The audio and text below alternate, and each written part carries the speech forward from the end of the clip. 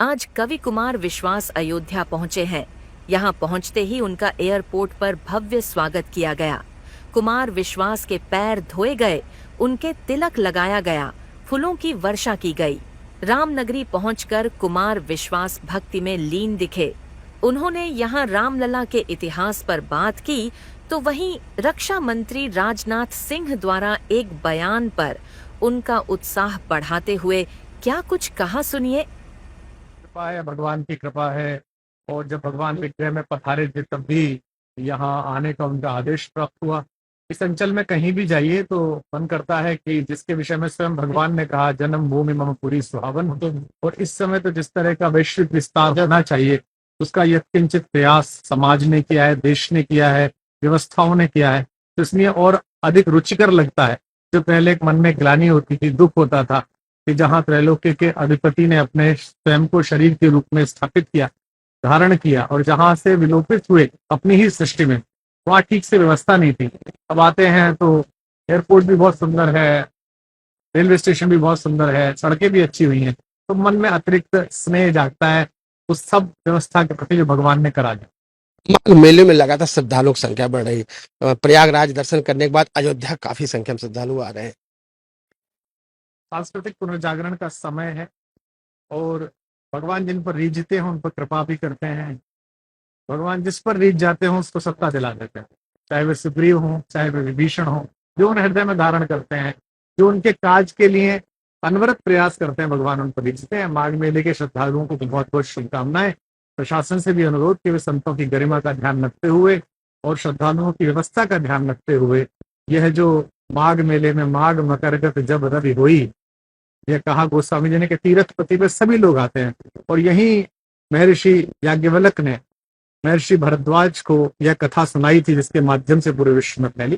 मैं सबको शुभकामनाएं प्रदान करता हूँ। जिसको प्राण प्रतिष्ठान में निमंत्रण मिला था उन्होंने ठुकरा दिया था, वो भी रामलाल दर्शन करने धीरे धीरे पहुंच रहे हैं। उसको लेकर 23 तारीख को एक बड़ा विपक्ष का नेता भी पहुंच रहा है।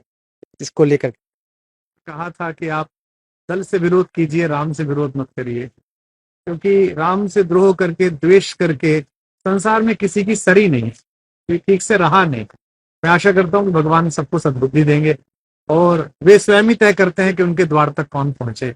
वे ही तय करते हैं कि किसको आशीर्वाद देना। उनको शुभकामना, जो भगवान के चरणों में अब आ रहे हैं वो अब आए, बाद में आए, पहले आए, अंततः तो भगवान का अंश ही है, वही विलीन होना, वहीं से प्रकट हुए। मेरी पूरी शुभकामना विपक्ष के और पक्ष के उन सभी नेताओं को, सभी बंधुओं को जो भगवान के दर्शन के लिए आए।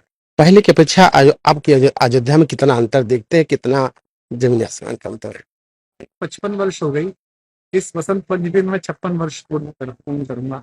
मैंने 17-18 वर्ष की आयु में पहली बार दर्शन किए थे। तब से लेके आज तक एक पूरा कालखंड बीता है। हम लोग सौभाग्यशाली हैं कि जो लोगों ने 500-600 वर्षों में नहीं देखा, वो हमने इस कालखंड में देखा। हमने अयोध्या का संघर्ष देखा, रक्त रंजित इतिहास देखा, शासकों की हनक देखी, संतों का अपमान देखा, कार सेवकों के आंसू देखे, सरयू का लाल जल देखा, और उसके बाद भगवान की भव्य प्राण प्रतिष्ठा भी देखी। तो मैं आशा करता हूं कि जो दिन हमें भगवान ने यहाँ दिखाया था, और स्वयं शंकर जी ने कामदेव को भस्म करते हुए रति से ये कहा था कि तुम्हारे पति द्वापर में कृष्ण के पुत्र के रूप में पैदा होंगे, तो राम कथा के आदि आचार्य शंकर जी से प्रार्थना यह है कि आपने अपने एक देवता के तो भव्य दर्शन करा दिए, दूसरे देवताओं के यथाशीघ्र भव्य दर्शन कराए। सर, आखिरी सवाल सर, रक्षा मंत्री ने अपने पड़ोसी को बिना नाम लिए पागल कहा और कहा पागल सावधान रहना चाहिए, कब क्या कर दे। इसके लिए स्वदेशी हथियारों की उन्होंने ज्यादा तत्व किए। रक्षा मंत्री माननीय Rajnath Singh ji Atal Bihari Vajpayee school of politics जो है उसके कुलपति हैं। वे कम बोलते हैं, इशारों में बोलते हैं, लेकिन सार्थक बोलते हैं।